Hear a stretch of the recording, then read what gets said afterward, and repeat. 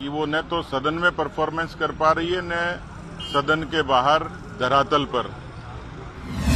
4.5 वर्षों में जिस तरीके से सदन की गरिमा तो गिराई है, लेकिन उसके साथ ये सदन जवाबदेह होता है और जितने आइटम, जितने मुद्दे विधायकों के द्वारा, चाहे वो सत्ता पक्ष के हों चाहे प्रतिपक्ष के हों, जो मुद्दे उठाए जाते हैं अलग अलग विधानसभा के प्रावधानों में, उसमें कोई संजीदगी और कोई गंभीरता सरकार की तरफ से देखी नहीं जाती। यहाँ सदन में जब बहुत गंभीर चर्चा होती है उस पर भी इनके मंत्री बहुत कैजुअल जवाब देते हैं और या फिर लाजवाब हो जाते हैं, नाजवाब हो जाते हैं। और इसलिए ये साफ दिखता है कि जब किसी सरकार के नुमाइंदे की नीति और नीयत ठीक नहीं होती है तो शब्दों के रूप में और चेहरे से वो प्रकट हो जाती है। इसलिए इस सरकार से हालांकि उम्मीद नहीं थी, क्योंकि जुगाड़ की सरकार है और जिस तरीके की सरकार में जो लोग बैठे हैं वो अक्षम, अयोग्य किस्म के लोग हैं, कोई परफॉर्मेंस धरातल पर नहीं है।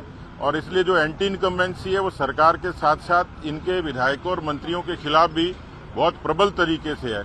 इसलिए तैयारी भी नहीं होती, नीति भी नहीं है, नीयत भी नहीं है।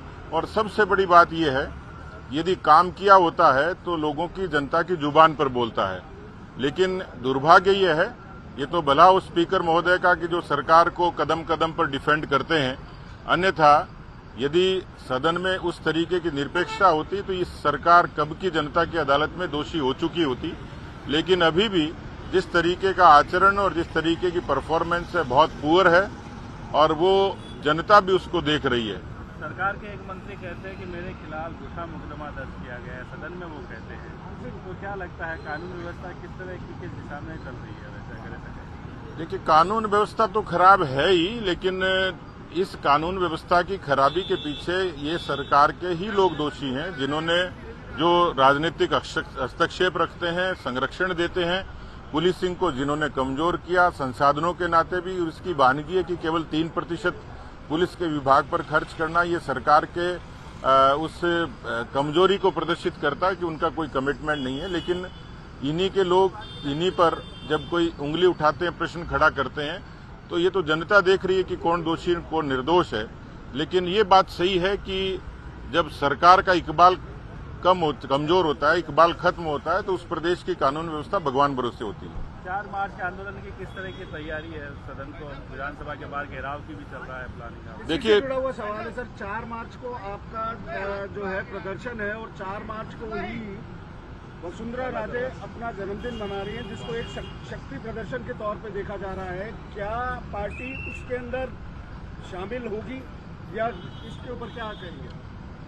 देखिए, इस पूरे 4.5 वर्षों में किसानों की कर्जा माफी, बेरोजगारी, अपराध, भ्रष्टाचार, ये ऐसे मुद्दे हैं जिसके दोष से ये सरकार बच नहीं सकती। उसमें चाहे कितनी ही पॉपुलिस्टिक घोषणाएं करे, लेकिन राजस्थान में, जैसे मैंने कल मेरे प्रश्न के जवाब में मंत्री ने इस बात का जवाब नहीं दिया कि राजस्थान में जो centre for monitoring of Indian economy संस्था है, उसके बराबर रेगुलर सर्वे आते हैं, वो अपनी एक रिपोर्ट प्रकाशित करते हैं और सरकार भी अलग अलग मानकों पर रिपोर्ट पेश करती है, प्रकाशित करती है। वो इससे डिनाई करते हैं कि राजस्थान में जो CMI कहती है 28.5% बेरोजगारी है। लेकिन बेरोजगारी के साथ साथ जो परीक्षाओं में अनियमितता, 19 ऐसी भर्तियां थी, यदि वो जमीन पर लागू हो जाती, परीक्षा, इंटरव्यू और अपॉइंटमेंट, तो 95,000 नौजवानों को अब तक नौकरी लग चुकी होती। 95,000 नौकरियां निकलने के बाद, परीक्षा और इंटरव्यू के बाद भी लोगों को नौकरियां नहीं मिली। और इस पर जो सबसे बड़ा काम हुआ, जो दंश है, वो है पेपर लीक का। तो बेरोजगारी और पेपर लीक 2 बड़े मुद्दे हैं जिन पर भारतीय जनता युवा मोर्चा ने पहले भी प्रभावी आंदोलन किया है। सदन में भी पार्टी ने सरकार से जवाब मांगा है, सरकार ने स्टेटमेंट दिया है, लेकिन उससे हम संतुष्ट नहीं थे। और इसलिए युवा मोर्चा ने यह ऐलान किया है कि जयपुर और इसके आसपास के संभाग के जो प्रमुख विधानसभा क्षेत्र हैं, वहां के प्रमुख कार्यकर्ता शिरकत करेंगे और विधानसभा पर 4 तारीख को एक बड़ा प्रदर्शन करेंगे। उसकी तैयारी पूरी हो गई है।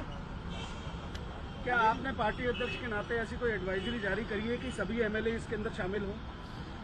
नहीं, मुझे लगता है कि ये तो अपने विवेक से फैसला करना है, लेकिन क्योंकि पार्टी का, युवा मोर्चे का प्रदर्शन है और विद्यार्थियों और नौजवानों से जुड़ा मसला है, उस पर सब लोग इसमें अच्छी संख्या में शामिल हों, आक्रामक तरीके से इसमें सहभागिता रहे, जिसको पूरा प्रदेश देखेगा, हर नौजवान देखेगा। इसलिए एक सामान्य आग्रह सबको किया है कि आसपास के खास तौर के क्षेत्रों में वो यहाँ इसमें शामिल होंगे। महंगाई बढ़ रही है, आज भी गैस के दाम में 50 रुपये बढ़ोतरी हुई। कांग्रेस कह रही है हम राहत देने की कोशिश कर रहे हैं, लेकिन बीजेपी लगातार मना कर रही है। देखिए, इस देश में भ्रष्टाचार, महंगाई, बेरोजगारी इनकी जनक है तो कांग्रेस पार्टी है। 60 वर्षों तक उनको अवसर मिला था, लेकिन कोविड के कालखंड के बाद इस पर मैं समझता हूं कि एक चुनौती जरूर थी केंद्र की सरकार के समक्ष, लेकिन यदि आप दुनिया के दूसरे देशों की प्राइस इंडेक्स देखेंगे, उसके मुकाबले भोजन की थाली से लेके मकान के निर्माण तक की जितनी व्यवस्थाएं हैं दुनिया के तमाम देशों में, उसमें